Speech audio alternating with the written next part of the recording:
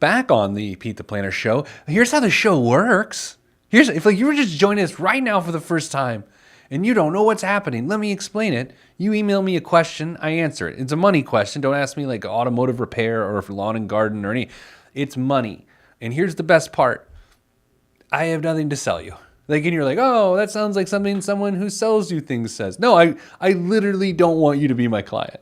Like, don't call me for individualized help on the side. Not going to do it.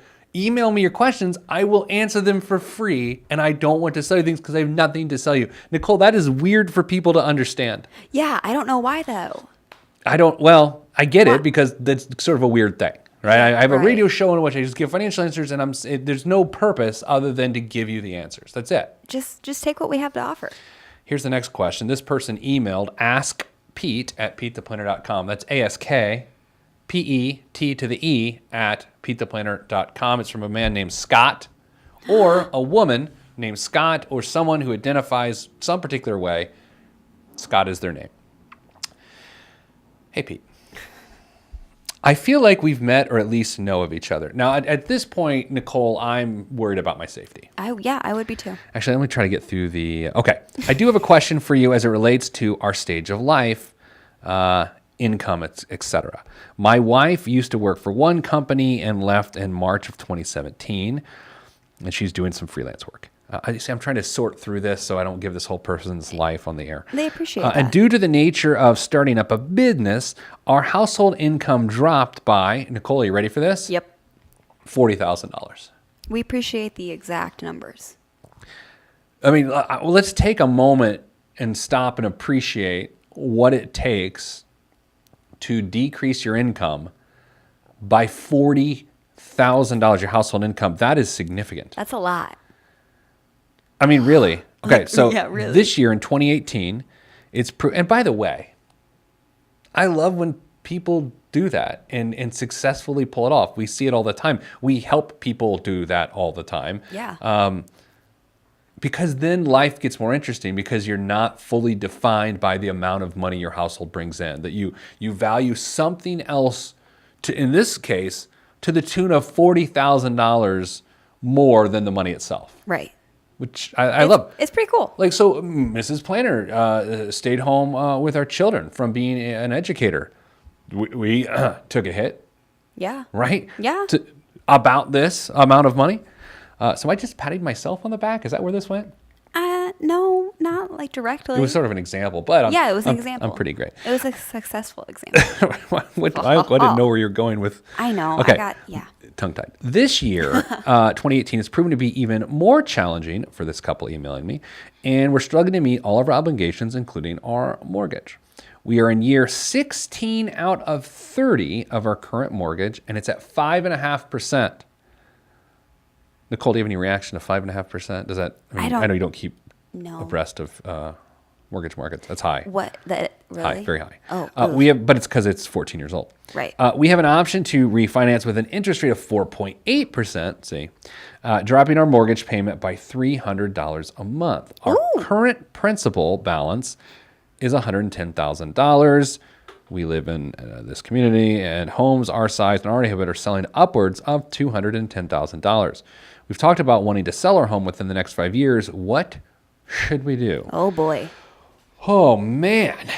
Scott, there's so much to work with. There is. And, man, I'm really glad he emailed me because, first of all, there's some things to learn from people who aren't Scott here. Number one, if your name is not Scott, or maybe your name is Scott, but you're not this Scott, you can often survive pretty well the first year you drop your income by a significant amount, like $40,000.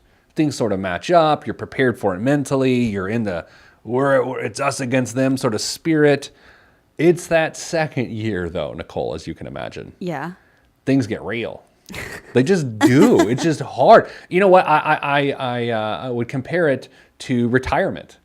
People retire the first year, like, yeah, we're retired. We do what we want. And then the next year, you're a little less gung-ho because now this is your life. Oh my gosh, I had an aunt, one of her friends did the exact same thing. I think for the point of this show, I think we should say auntie. Auntie? My auntie? Yes. My aunt. Actually, I do call her Auntie Jane, so. You know, I like auntie, but I always say aunt. I do. I always say aunt. But it's not pronounced that way. Except for my Auntie Jane.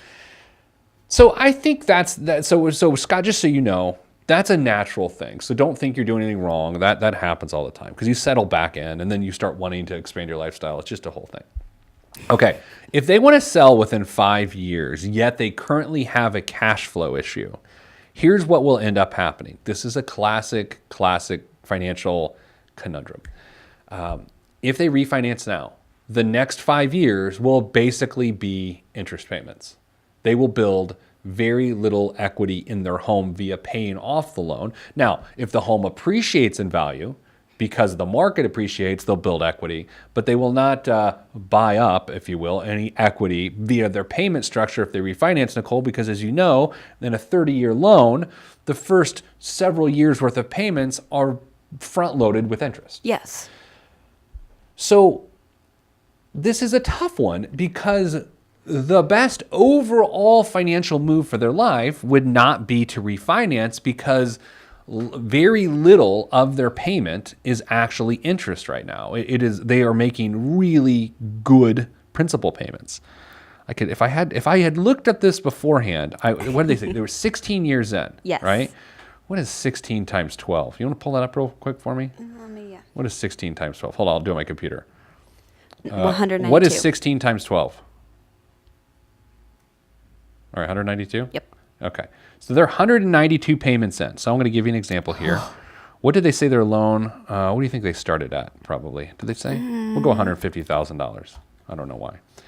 192. I'm looking at a amortization table because I just happen to have those handy. Of their payment, essentially, it's about half and half. Just a little less than half of their payment is interest and the rest is principal. So 60% of their payment is going towards principal as opposed to about 10% of their payment would be principal if they refinanced. Okay. Do you know what I'm getting at, or is this sort of a little weird of a point? Following you. Okay, so what I'm saying is if you're going to move in 5 years, I would not refinance to help you with cash flow. In fact, Scott, I want to introduce the idea of asking, why not move now? Yeah. Why not just move now? And now, you look, I know your life might, we're waiting for a kid to graduate from this or that. I think when people solve their problems with major household changes, housing expense changes, Yeah. those problems get permanently solved. Right.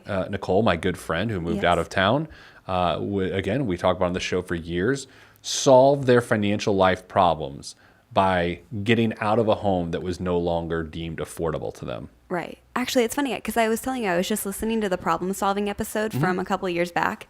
And this kind of goes back to that whole of, are you juggling your problems with like partial solutions with this? Like, is like, Totally. right. Look at you. So they're just using this as a partial solution until they're ready to move in 5 years. Like, why not just make that permanent solution right now? And I do feel like sometimes you have to make a decision and try to create a solution with what you have in the moment to get you available to live the next moment. I get that. Right. I just think in this situation, I would do it in this order. If I got to control your life, Scott, I would move now, if you can make that happen, and then get into the affordable space you want.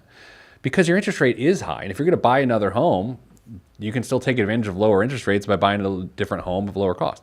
Number two, I would keep your mortgage the same because a significant part of your mortgage payment is going towards principal right now. Number three, I would refinance, but I probably wouldn't refinance. All right, Nicole, we got to take a break. If you want to email me, ask Pete at PeteThePlanner.com. Not you, Nicole, the listener, the one. I'm Pete the Planner, and this is my show.